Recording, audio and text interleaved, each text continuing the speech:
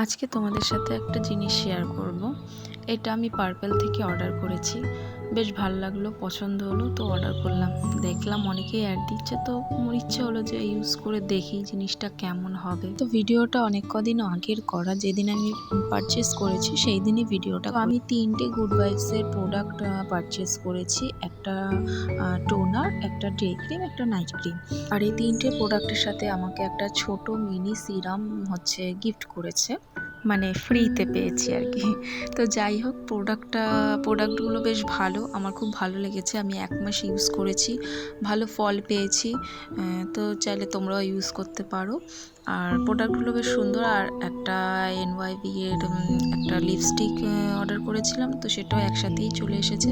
লিপস্টিকের কালারগুলো খুব সুন্দর। তো আমার আনবক্সিংয়ের ভিডিওটা কেমন লাগলো তোমরা অবশ্যই কমেন্ট বক্সে কমেন্ট করে জানাবে। যারা চ্যানেলে নতুন